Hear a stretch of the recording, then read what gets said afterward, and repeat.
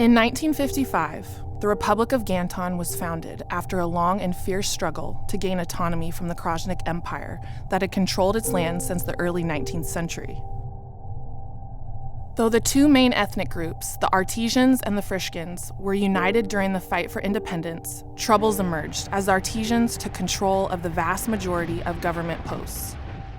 General Stefan Gibran, an Artesian, claimed the presidency, and the Frishkins began to be replaced in government and the military. The Artesians, with the support of Western countries, established a government and claimed control of the major cities, ports, and infrastructure, including the lucrative oil fields. As a result of these inequities, fierce violence erupted throughout the country. Hundreds of thousands on both sides of the conflict were displaced, and most are still unable to return home. The majority of the displaced have resettled in strife-filled IDP camps, relying on assistance from international aid groups. UN observers reported human rights violations, and some NGOs accused the Artesian government of ethnic cleansing. In total, the military operation resulted in 30,000 killed, over 1 million internally displaced, and 3 million people suffering from severe malnutrition. The UN Secretary General called for calm and for all parties to work towards peace.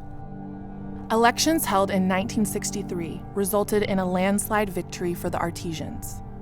The Frishkins, along with other minority ethnic populations, refused to participate, calling the process illegitimate.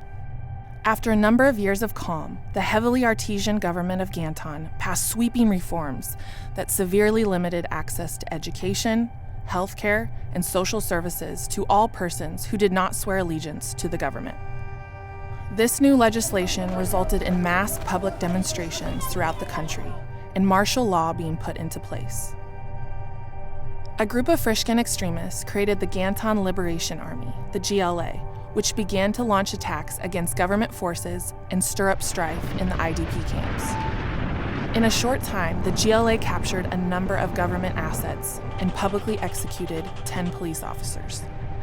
As the GLA gained strength, the oil pipelines and international oil workers came under direct threat, resulting in heavy economic losses for the government. The GLA operates out of Almadan, a medium-sized city within Jura province, an ethnically Frishkin enclave in the eastern area of Ganton. Eastern Ganton is also where the majority of the country's oil fields are situated, which has made it difficult for the government to maintain access to the oil fields. Though the GLA have control of Almadan, they are unable to move freely due to government-controlled checkpoints that are positioned on major roads in and out of the city.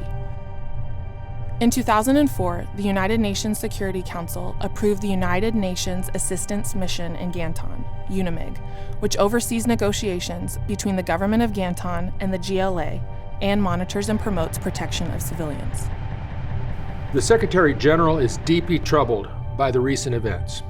We are responding to reports of ethnically targeted killings and mass graves.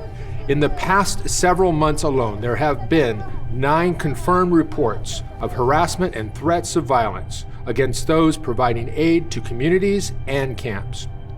We call upon the government and opposition forces to allow free and unhindered access to our allied humanitarian agencies throughout the country. Many international aid groups are operating in Ganton and have reported a number of human rights abuses and atrocities. They have called on the Western governments to implement sanctions and cut military funding to the government of Ganton until it stops its oppression of minority groups. The GLA have also made it extremely difficult for humanitarian organizations to deliver much-needed aid to their own people, citing unfounded evidence that NGOs are acting in the interests of the government of Ganton and foreign intelligence agencies. As a result, the GLA have often assaulted and harassed aid workers. In 2016, 6 aid workers from the group United for Children were abducted by the GLA and later killed in a botched rescue operation by government forces. The conflict is leading to a lot of increased displacement in the country, where women, children, the elderly and the disabled are left at a much greater risk. And when we do find a safe space to provide goods to the people of Ganton, we'll find that some of them are afraid to come. And also we ourselves, we continue to face harassment from both sides. The rainy season is coming in Ganton, which promises a decrease in troop movements and accompanying violence. This, coupled with recent peace talks, has allowed NGOs to operate with relative freedom. But the threat of increased conflict is constant, and there is not a definite end in sight.